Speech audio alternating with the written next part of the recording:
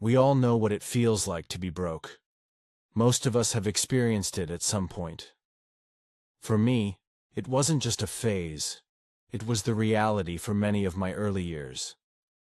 While the people around me seemed to have it all together, brand new, cars, fresh wardrobes, I was rolling around in a beat-up old car and shopping at thrift stores. My life, especially my social life, wasn't exactly thriving, but let's be clear. I wasn't lazy. I was working hard, grinding away, and putting in the effort. The problem? I was obsessed with the wrong thing: money. For years, I saw money as the ultimate goal.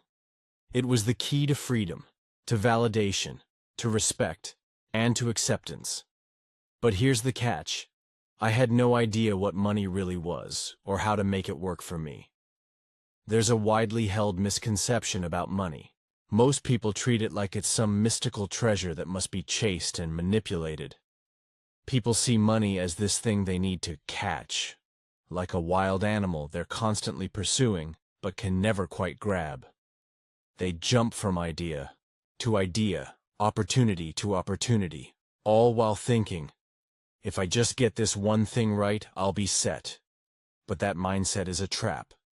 This is the money-chasing mentality, a never-ending sprint after something elusive, and it only leads to frustration. The real trick isn't to chase money, it's to attract it. The money chase.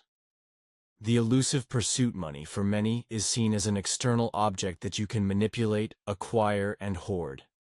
It's like thinking of money as a sofa, a car, or some other commodity you can just go out and acquire. But the reality is different. You can't simply go hunting for money. In fact, money itself is intangible. The actual paper and coins you hold are just physical representations of something far more abstract. Most of the world's wealth exists as digits on a screen or numbers in a ledger. In every high-value transaction I've ever been a part of, whether it was selling property, businesses, or anything else, the money was just a number transferred between accounts. It's the value attached to that number, the perceived worth. That's the real thing at play. What is money, really? So, let's pause for a moment and really think. What is money? Is it just something that buys stuff? A tool for power? A means of exchange for the work we do? Money is all of those things, but it's something deeper too. At its core, money is a medium of exchange. It's a way to bridge the gap between what someone is willing to pay and what someone is willing to sell. It doesn't matter what the transaction is. It could be a rare sculpture, a service, or a product. Money acts as the mediator between two parties who are trying to find balance in what they value. Think about it this way. Let's say you're selling a rare item. You value it at $50,000, and I agree. I pay you that amount, and we complete the transaction. What happens next? Well, that's where things can get tricky. Just because we agreed on a price doesn't mean the value will always hold. Perception can change. What was once worth $50,000 might suddenly feel like it's only worth $1,000 after I discover the item wasn't what I thought it was. But here's the key.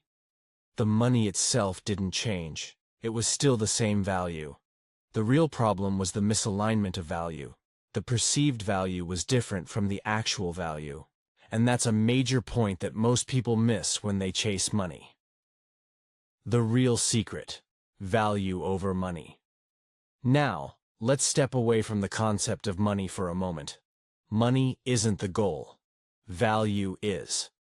Instead of chasing money, we should be hunting value. Money is just a symbol of value that has been exchanged. What do I mean by that?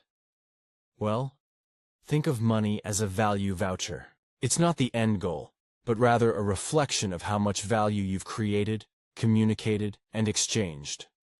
The more value you put out into the world, the more likely you are to attract these value vouchers, aka money. Here's the shift you need to make. Stop thinking about money as the prize. Start thinking about how much value you can create.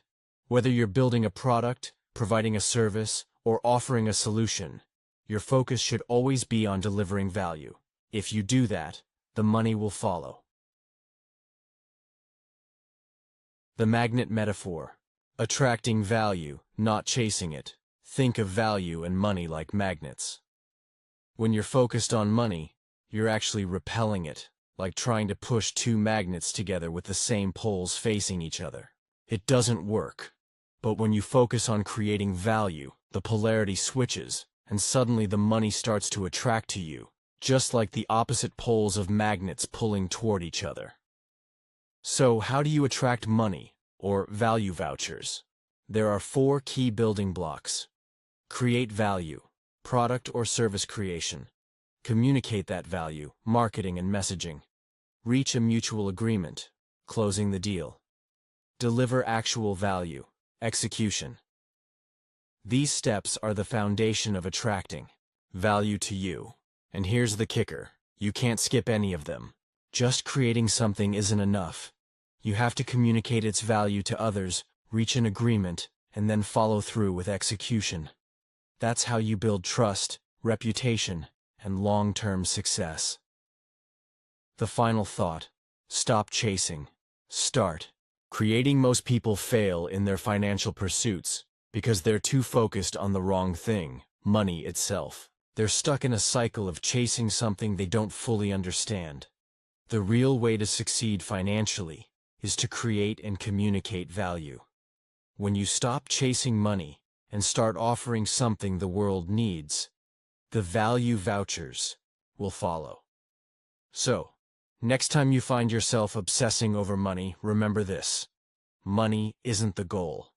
Value is. If you want to build real wealth, stop hunting for cash and focus on creating something valuable. That's the key to success.